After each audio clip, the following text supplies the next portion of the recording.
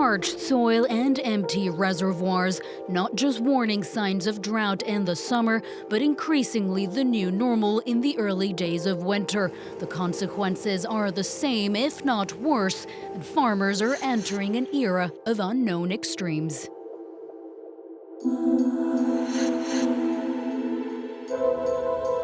Là, on est dans un hiver sec. Mon métier, c'est viticulteur, vigneron. On a 7 ou 8 cépages en rouge et on a 8 cépages en blanc. Alors, il a plu la semaine dernière 10 mm, ce qui n'est pas beaucoup, et avant, il n'a pas plu quasiment pendant un mois et demi. C'est une sécheresse hivernale et vraiment pour nous, c'est embêtant parce que notre réserve en eau, la réserve utile, on appelle la RU, se fait l'hiver. S'il ne pleut pas l'hiver, de toute façon, pendant le printemps et l'été, on sait qu'on n'aura quasiment rien. C'est maintenant ou jamais. Maintenant, dans les bourgeons, se profile tout ce qui va pouvoir éclore. Si vous ne lui donnez pas de quoi s'abreuver, le bourgeon va se mettre en stress et il va couper sa vascularisation.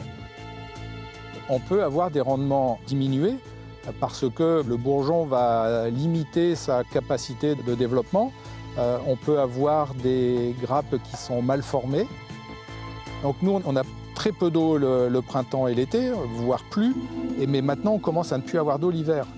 Et ça devient un problème insoluble parce que c'est mathématique. On peut dire ce qu'on veut, on peut regarder les choses comme on veut, mais c'est mathématique. Si vous remplissez pas votre baignoire, vous n'allez pas la vider.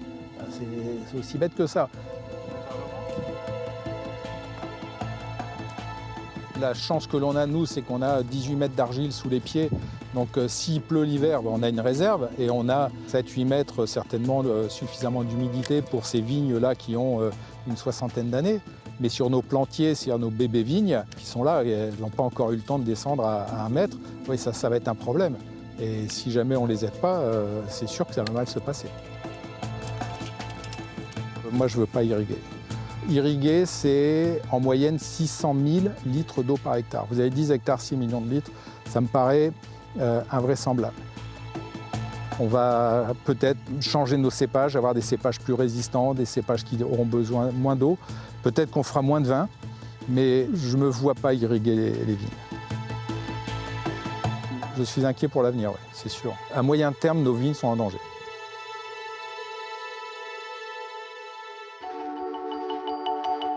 We tend to associate droughts with scorching summer heat, but climate change is turning things upside down. Winter droughts are now part of the picture too, and on the way to becoming the new normal.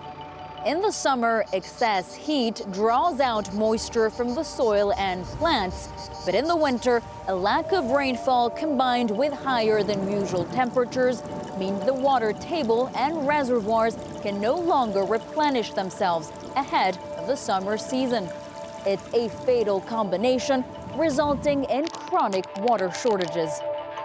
In Spain, for example, in January of 2022, the country recorded just 25% of the average rainfall.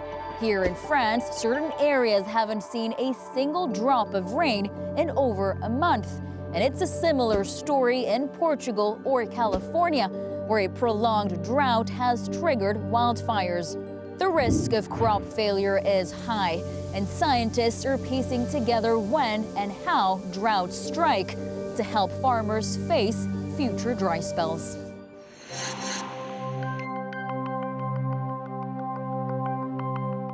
C'est une sorte qui est un peu particulière puisqu'elle est mobile, elle est sur des rails, donc elle se déplace. C'est un simulateur de climat extrême.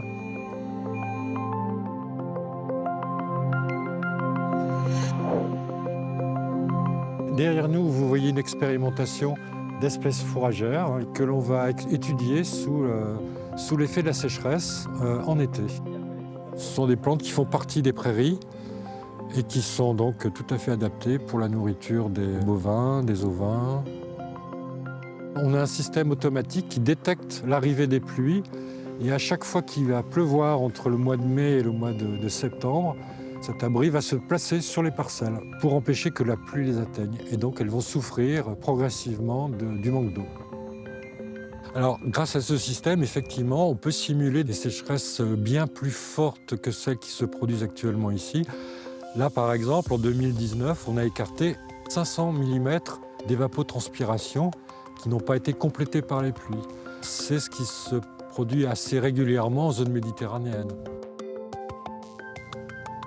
On a deux façons de mesurer la réponse à la sécheresse. On se sert d'une récolteuse qui va mesurer la quantité d'herbe qu'on récolte, qui a réussi à repousser. Mais on utilise aussi des drones qui vont faire des photos. On mesure la hauteur qui est repoussée. Donc on va pouvoir savoir à quelle vitesse les jeunes feuilles repoussent. Et on va aussi évaluer s'il y a eu beaucoup de mortalité. Ce qu'on cherche à comprendre, c'est comment les espèces se comportent, comment elles vont réagir. En laboratoire, on va chercher s'il y a une relation, une association entre la composition génomique et ce qu'on observe de réaction à la sécheresse. L'idée, c'est de voir en fait quels sont les gènes qui peuvent être impliqués dans cette réponse et de l'utiliser pour la sélection. Dans l'idée de raccourcir la sélection, de choisir mieux les individus qui vont donner les générations suivantes.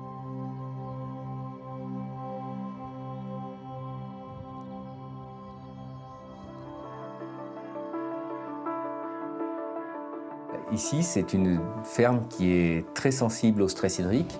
Mon grand-père, ma mère, moi et mon fils, nous sommes nés des années de grande sécheresse. J'ai été toujours marqué par cela. Je suis l'agriculteur qui a la ferme sur laquelle s'est implanté Licite Plante. C'est une start-up spécialisée dans la résistance au stress hydrique.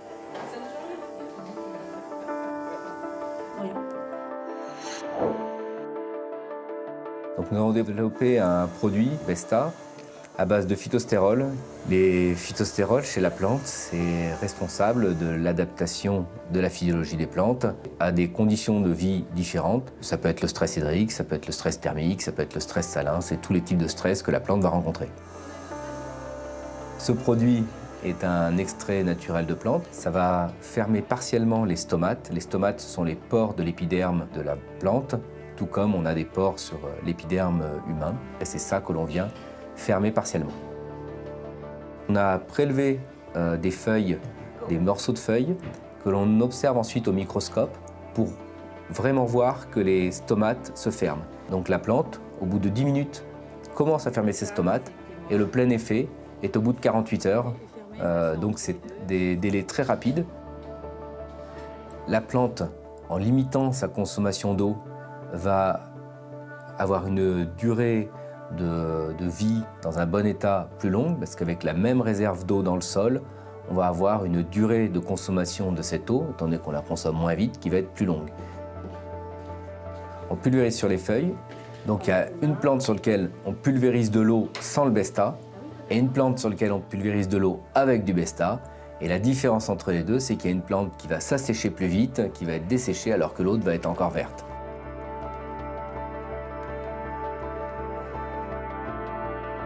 Donc le produit, on vient le mettre au moment où le stress n'est pas encore arrivé. On va avoir un gain d'environ 10% du rendement parce qu'on va avoir limité le nombre de jours en stress hydrique. Sur les plantes, comme il y a un message qui est diffusé dans la plante, ce message-là, qui est un petit peu de type hormonal, peut entraîner une régression totale de la plante, des pertes de fleurs.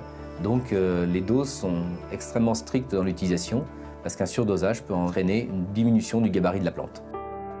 Donc actuellement, le produit est vendu sur maïs et soja en France. En Ukraine, on vient d'obtenir l'homologation sur maïs, soja et tournesol. Je suis profondément passionné par l'agriculture et cette passion, j'ai eu la chance de pouvoir développer quelque chose qui va améliorer l'agriculture. J'en suis absolument convaincu. Far away from the labs and back into the fields, the proponents of a low-tax solution have a different approach, that nature has its own way of staying hydrated. The main purpose of plants not only being to absorb water, but also to act as bulwarks against dry conditions.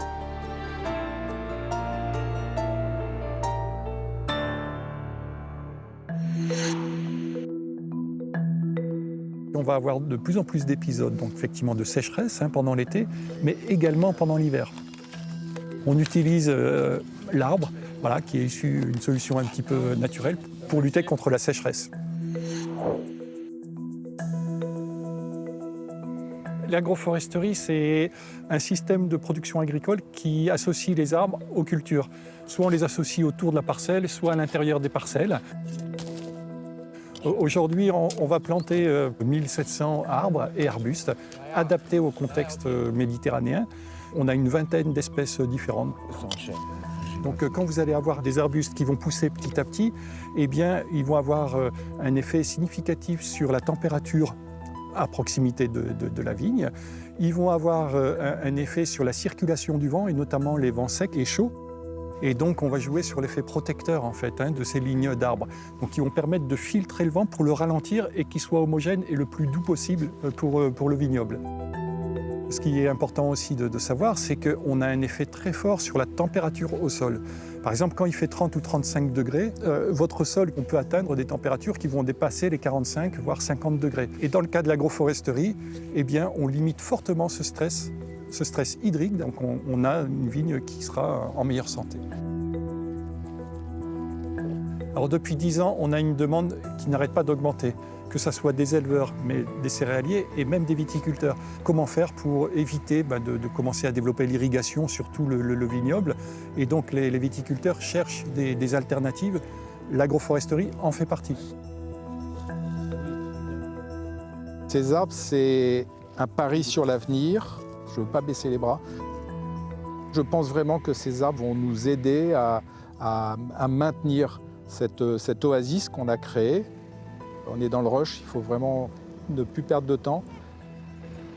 Et on va continuer à planter des arbres dans les années à venir en espérant durer plus longtemps que les autres, ceux qui ne le feront pas.